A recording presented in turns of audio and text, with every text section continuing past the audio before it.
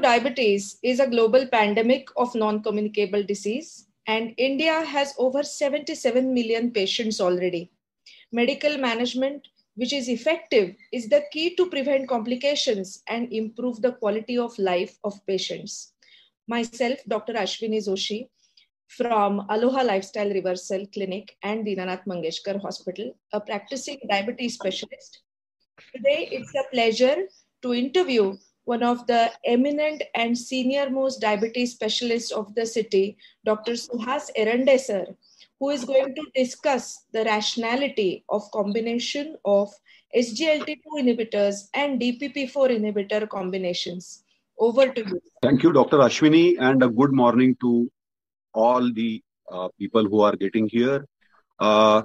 We are very well aware that we are in the throes of a gross pandemic of metabolic problems and non-communicable diseases. Diabetes, the number of them diagnosed in our country hovers right now at around 8 crores. More than half of these are probably undiagnosed, and equal number, that is around 8 crores, could be on the verge of getting diabetes, that is pre-diabetes. Professor Ralph D. Fronzo has actually explained the ominous octet, which are the different pathophysiological defects or lacunae in the type 2 diabetes mechanisms.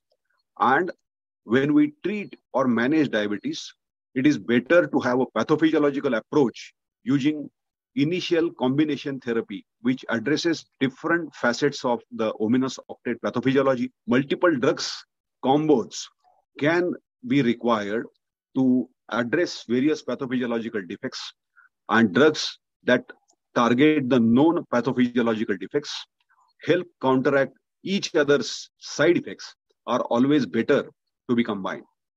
Treatment shouldn't be based only keeping HbA1c glucose control in mind, but given organ protection. So Professor Herzl Gustin and Professor Melanie Davis insist on what is called as patient-centered, outcome-oriented approach to manage diabetes. Intensive treatment early in the course of type 2 diabetes should be preferred to prevent or halt the progression of the beta cell failure, and few of the various pathophysiological abnormalities can be targeted with multiple anti-hyperglycemic drugs or anti-diabetic drugs, which few can target multiple pathophysiology. It is also important to mention right now that time in range is something which is an important metric of assessing hyperglycemia, and it is necessary to reduce TIR, improve TIR, to reduce organ complications. Both the drugs which we are going to discuss today, that is SGLT2 inhibitors, sodium glucose cotransporter inhibitors, and gliptins, the dipeptidyl peptidase 4 enzyme inhibitors, have been showing improvement in time in range. Gliflozins have effect on both fasting as well as postprandial glucose, and gliptins have a predominant addressal of the postprandial sugar. Both these drugs have low risk of hypoglycemia, and that's why they can reduce the glycemic variability as well, which could be the root cause of some amount of oxidant strain generation and maybe endothelial dysfunction. The need to repeat time in range evaluation has been recommended by the South Asian investigators. However, if you are using gliflozins, gliptins, especially on the background of metformin, the repeat need of time in range is certainly less, and in Indian situations, that can reduce the cost of management as well. Right, sir. So, what, according to you, are the benefits of then combining anti-diabetic drugs such as SGLT2 inhibitors and DPP-4 inhibitors when they are initiated in patients? Yeah. In the olden days, when we knew chiefly the beta cell secretory defect and the insulin resistance as the second pathophysiological feature of type 2 diabetes, metformin and a secretagogue, sulfonylurea, was a very popular combination treatment which addressed the pathophysiology. But with the evolution of knowledge and with the different pathophysiological factors coming to our understanding, the Fronzo ominous octet, there are more drugs which can address these added or additional pathophysiological defects. So gliflozins and gliptins, the combination, not only address the multiple pathophysiological defects of type 2 diabetes, what with the beta cell stimulation in a glucose dependent manner by the DPP-4 inhibitors, the incretin defect correction by the gliptins themselves, then the addressal of some amount of insulin resistance by reducing hyperglycemia, especially by the SGLT2 inhibitors, relieving the glucotoxicity and improving the beta cell sensitivity, then reducing the SGLT2 overexpression in the proximal convoluted tubules of the kidneys, and thereby reducing the hyperglycemia, and also improving the metabolic milieu, is something which is important, and these actions are absolutely complementary to each other. So if we combine gliflozin and gliptin, especially on the background of metformin, then practically 6 out of the 8 pathophysiological type 2 diabetes defects are addressed. And important here, they can be metformin first, gliptin later, and gliflozin as the third agent, or after metformin, we can always use a gliflozin-gliptin fixed dose combination therapy as well. So we have a good convenience. And as Professor Andrew Sheen has already elaborated, it is always better that if you are sequencing the treatment, it should be metformin, then gliptin, and then a gliflozin, which gives a better glycemic improvement rather than metformin, gliflozin, and then gliptin. This is something which is a, you can say, very important observation. So if we really look into the beauty of the combination, another few facets need to be mentioned here. At the pancreatic level, the SGLT2 inhibitors actually indirectly improve the beta cell sensitivity by giving relief of hyperglycemia, but they automatically, as a counter-regulatory mechanism, they tend to actually result in increased levels of glucagon, which is hyperglucagonemia. Now, the DPP-4 inhibitors address the alpha cell pathophysiology of type 2 diabetes, so they actually lessen or reduce the hyperglucagonemia. Naturally, the insulin-glucagon ratio doesn't tilt in favor of glucagon. The possibility of generation of the euglycemic ketoacidosis is negated, and it is very important to actually go into the depth of this understanding. It is said that the glycosuria, which is the main mechanism by which the SGLT2 inhibitors improve the hyperglycemia, practically 50% of the benefit of this is offset because of this generation of hyperglucagonemia. And now we can imagine that if that hyperglucagonemia is addressed by the combination of a gliflozin and a gliptin, then the full benefit of SGLT2 inhibitors can certainly be enjoyed by the patient. So this is something which we have to really understand. The practical aspect of the story goes something further. What with the side effect, the commonest side effect of a SGLT2 inhibitor? It is either in the form of urinary tract infection, which is uncommon, but the genitourinary mycotic infection is something which we certainly observe in a number of patients. The number can vary between 3 to 5% to maybe even more than 10%. And this can be a reason that some patients just stop to continue the use of SGLT2 inhibitors. If we simultaneously use a fixed dose combination or maybe a separate drugs like SGLT2 inhibitor as well as a gliptin, then because of two mechanisms, the incidence of genitourinary mycotic infections or the risk of these infections is reduced. One proposal is that some offending organisms which are responsible for genitourinary mycotic infections, they have a DPP-4 presence in them, their own cells. And because of the inhibition of that by the DPP-4 inhibitors, their growth is curtailed. One reason of that.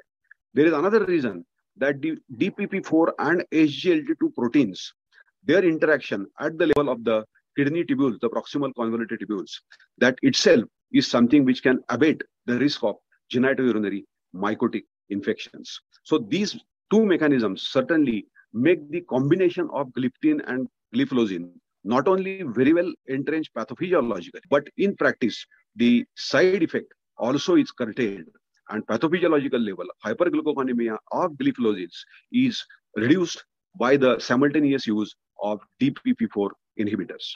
It is also important to mention right here that in the preclinical studies, especially the drug linagliptin has shown number of benefits.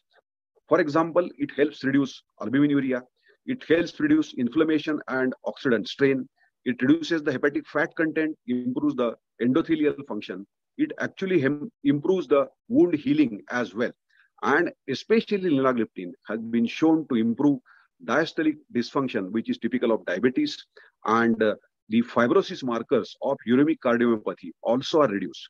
Mind you, some of these observations are from human isolated islet cells, and some of the observations are in the Witzer rat model. The partner, SGLT2 inhibitors, in the preclinical studies, they have actually shown excellent results. Of course, these are very well, let's say, reverberated in the randomized control trials as well. So augmentation of the signal transducer and activator of the transcription of what is called as STAT3, which inhibits the sodium hydrogen antiporter NHE1, which improves the risk of hypernatremia. In fact, this is one of the factors which reduces the intracellular sodium concentration. There is an improvement in the mitochondrial bioenergetics, modulation of the natriuretic peptides, improvement in the vascular stiffness as well as autonomic tone, and reduced oxidant strain and improvement in the cardiac energetics. All of this happens under the influence of SGLT2 inhibitors. Madam, I can certainly extend my response here by specifically looking at the Asian Indian phenotype, the typical thin fat, wherein we have some of the peculiar Indian features of type 2 diabetes. For example, we have an early onset of type 2 diabetes as well as cardiovascular disease, 1.5 decades earlier than the Western populations. Our dyslipidemia, which is featured by low HDL, high TG, and a subtly raised LDL, which is more dense. We have higher hepatic fat, so NAFLD. We have a higher insulin resistance, probably because of the increased visceral adiposity. We have a early beta cell mass decline and beta cell dysfunction. We consume more of fats, and we have a dominant sedentary lifestyle. DPP-4 inhibitors have certainly been proved in huge randomized control clinical trials as well as in the real world evidence. They have a better action, that is better glycemic lowering action profile, especially in the Indian and Asian patients. DPP-4 expression in the omentum or the viscera is probably higher in the Asian patients compared to the Western group of patients, and that's why we have a better gliptin action in our patients. Also, the subgroup analysis of the famous EMPA-REG study, the Asian type 2 diabetic patient subgroup, that has shown a consistent reduction of major adverse cardiovascular events as well as major adverse renal events in the Asian type 2 diabetic patients with established ASCVD. And this is something which is important for the practitioners in India. Right, sir. So you have enlightened most of us on the basic pathophysiology, followed by the pharmacokinetic and pharmacodynamics of both the molecules, may it be linagliptin and empagliflozin, through various clinical evidences and real-world data. That was extremely elaborate, sir. And you have also thrown light on the clinical rationale of combining these two drugs. That is so very important. Now, if I have to ask you, how will you guide your peers to choose the patient profile who would definitely benefit from this particular combination? As you have already mentioned about the Asian phenotype, but whether it will work on thin Indians or fat Indians, what is your opinion, sir? That's an excellent question, Dr. Ashwini. Unfortunately, we have a lot of guidelines, the ADA EHD guidelines, the ACE guidelines, our own RSADI ESI guidelines, etc. However, there is nothing like after metformin, if the patient has ASCVD, HF, DKD, we have to choose more of SGLT2 inhibitors or GLP-1 analogs. Steering clear of hypo, we want to choose between either SGLT2, GLP, AGSI, glitazone, or maybe a gliptin, etc. That is already guided by the ADA EHD guidelines. However, there is nothing like after metformin, a combo of gliptin, gliflozin. Is there a guideline? So there is nothing like a guideline as far as this issue is concerned.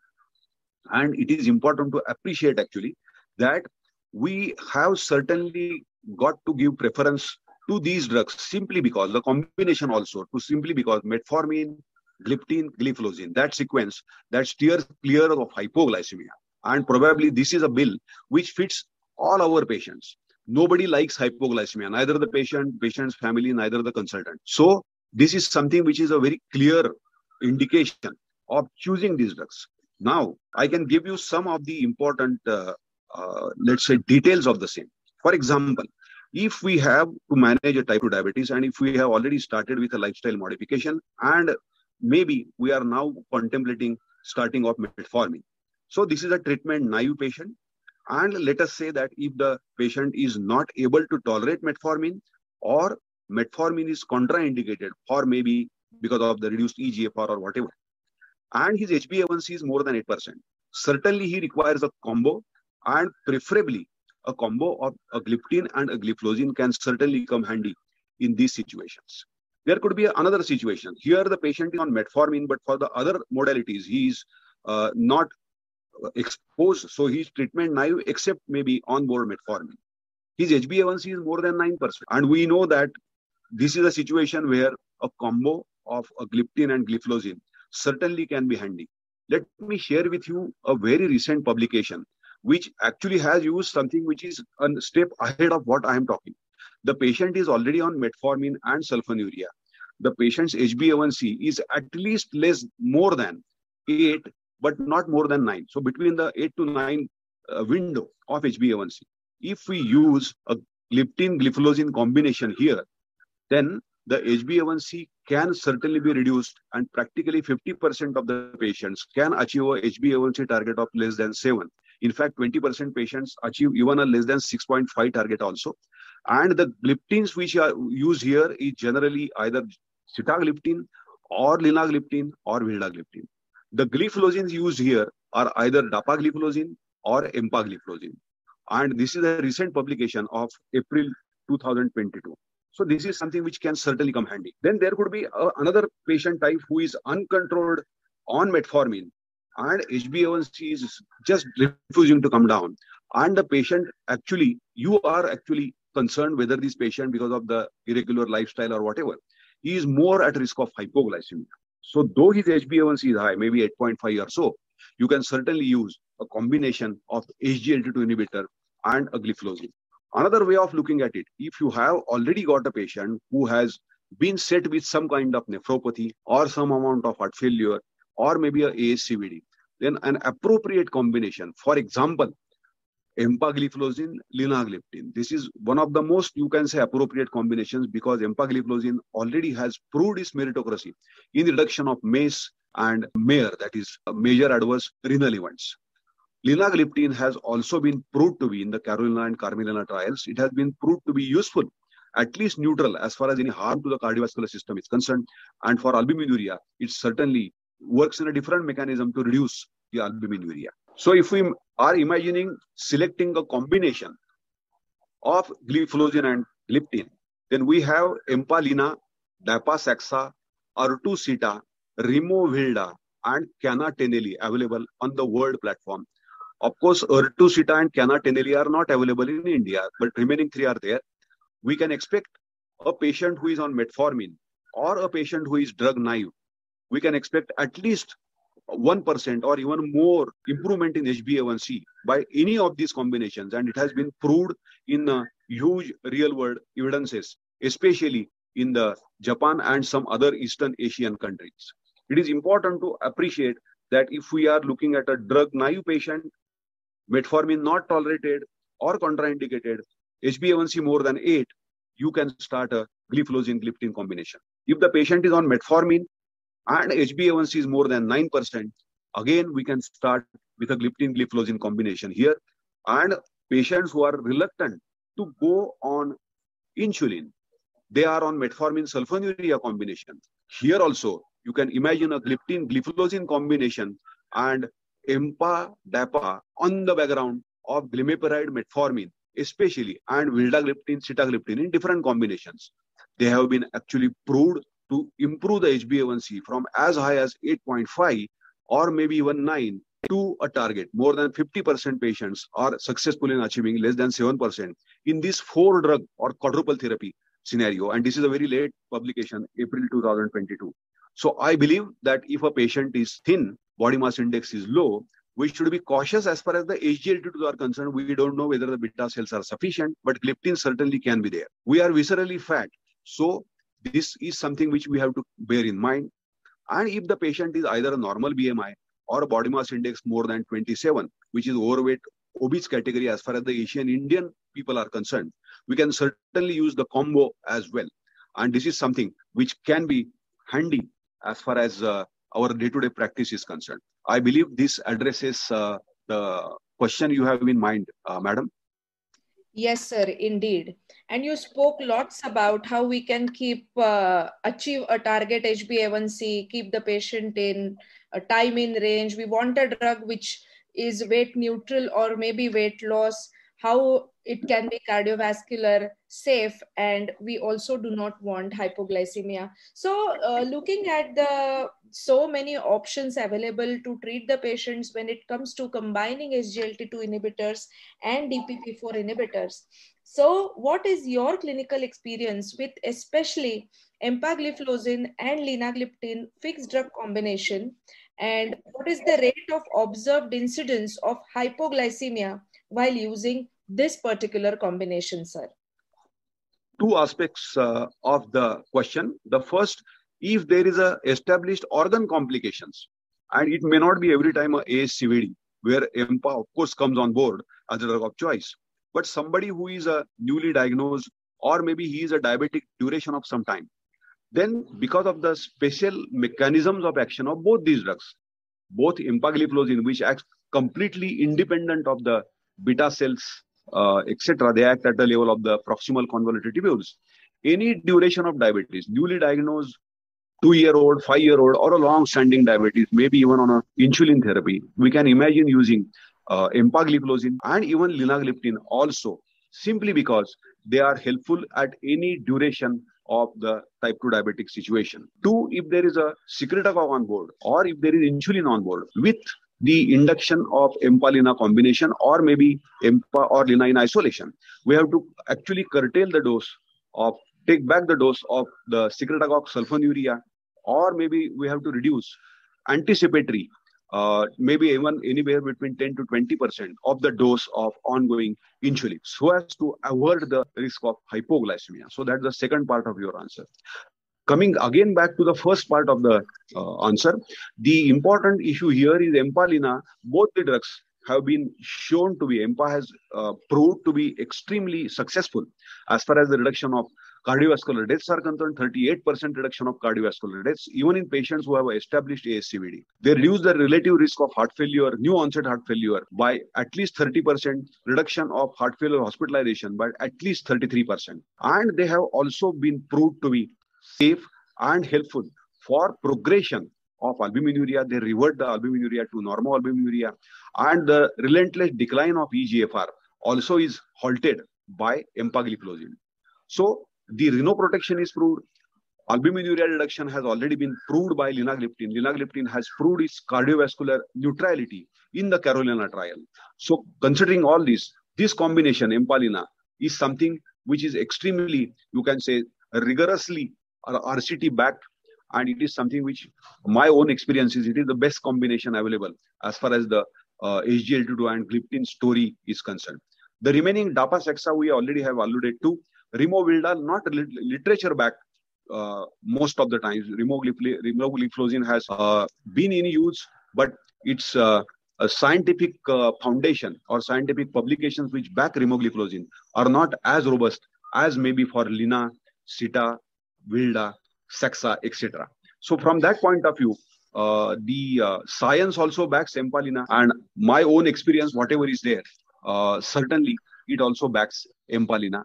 I have already addressed that avoiding hypoglycemia by reducing the dose of a secretagogue or insulin if it is on board. Yes, sir.